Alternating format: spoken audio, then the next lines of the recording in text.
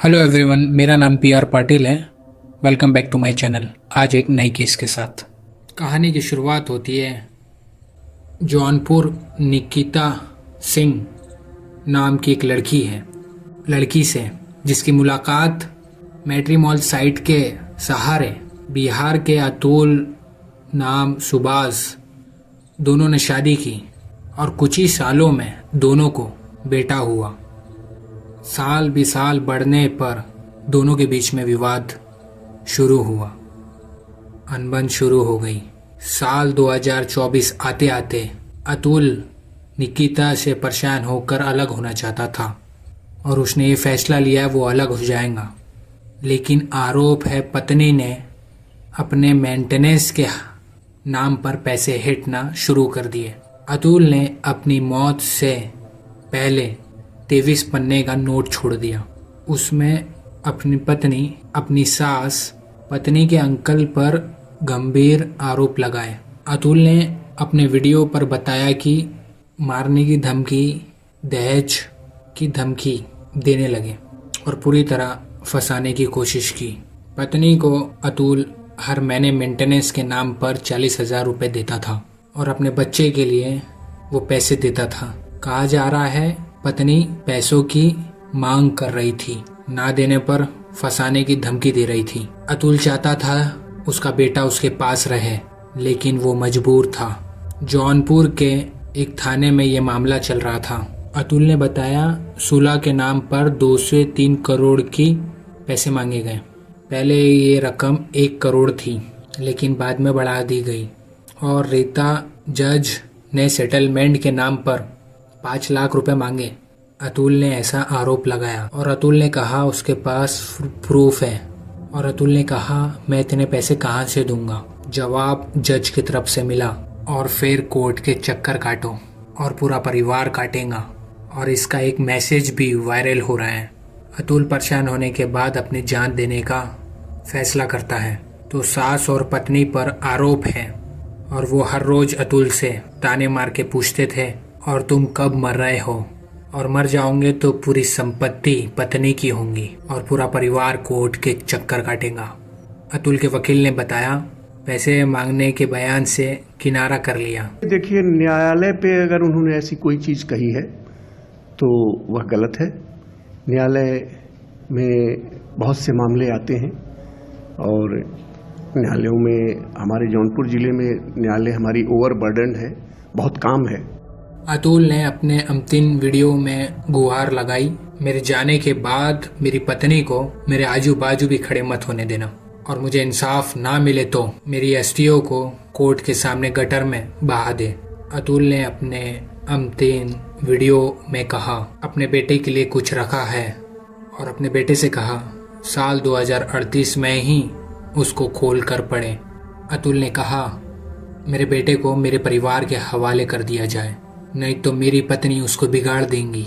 अतुल ने अपनी अंतिम वीडियो में कानून को लेकर मुद्दा उठाया। सोशल मीडिया प्लेटफॉर्म पर बहुत ज़्यादा बहस भी छिड़ी है महिला कानून को लेकर। अतुल के माँ बाप का रो रो के बहुत बुरा हाल है। अतुल के पापा प्रधानमंत्री और राष्ट्रपति के नाम का अपील कर रहे हैं।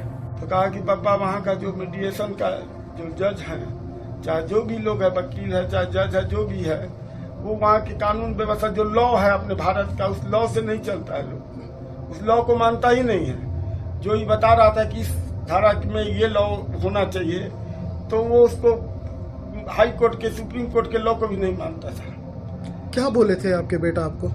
उनको हो क्या रहा था? उनको कुछ नहीं, उनको तो 40 बार बेंगलोर, कम से कम 40 बार गया होगा बेंगलोर से जौनपुर, और माने इतनी धारा उस पर एक खत्म हो जाता था केस तो दूसरा लगा देती थी।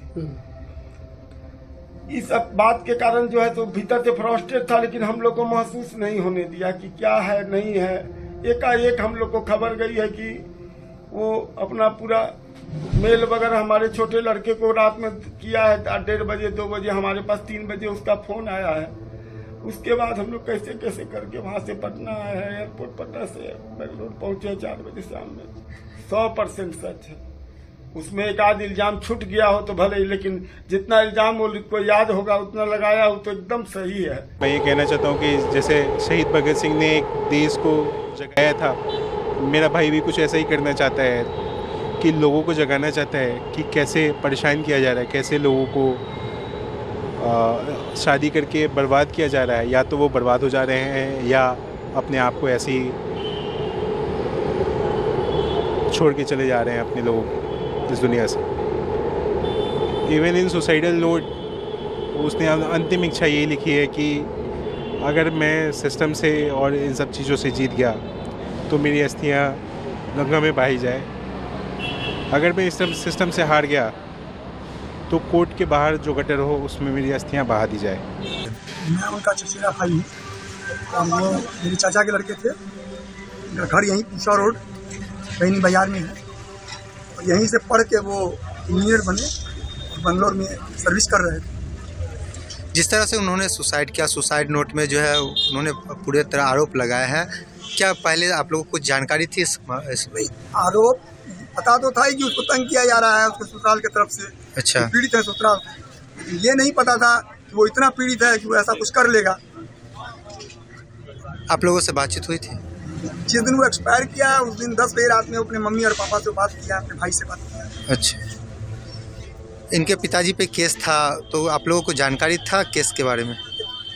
ये फैमिली केस था तो केस लोग लड़ते हैं तो उसकी जानकारी क्यों रखेगा लोग? सब अपने अपने काम में अपने अपने लोग लगे हुए हैं, अपना केस देख रहे हैं। ऐसा केस तो मर्डर केस तो था नहीं, लोग उसकी जानकारी रखता। फैमिली में वो केस की हुई थी, दहेज पटाना था तो उतना कर रहे थे, पता तो था कि केस की हुई है। क्या लगा, शादी कब हुई थी? 2019 में। मेरे बच्चा को इंसाफ दिलवा दीजिए, बस और कुछ नहीं चाहिए। मेरे बच्चा को इंसाफ दिला दीजिए, मेरे बच्चा को इंसाफ दिला दीजिए।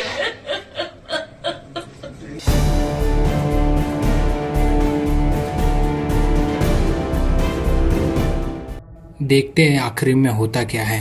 ये कहानी में अतुल के जो आरोप है वो सिद्ध होते हैं कि नहीं, उन पर कोई कार्रवाई होती है।